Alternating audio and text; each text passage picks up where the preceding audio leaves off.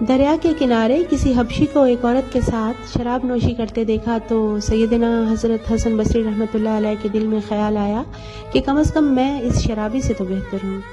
اس خیال کا آنا تھا کہ ساتھ ہی دریا میں مسافروں سے بھری ایک کشتی الٹ گئی۔ تمام مسافر مدد کے لیے پکارنے لگے۔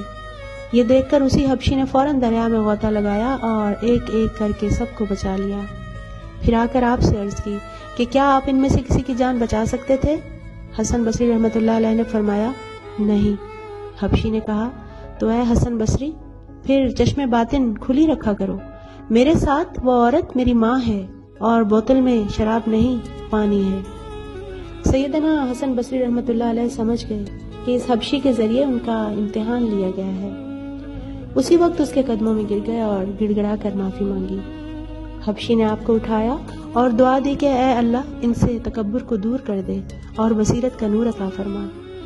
کہتے ہیں کہ اس کے بعد ان کی عاجزی و انکساری کا یہ عالم تھا کہ چونٹی کو بھی اپنے سے بہتر اور برتر سمجھتے تھے۔ باطن کی آنکھ کھولنے کی دراصل سب سے زیادہ ضرورت تو ہمیں ہے۔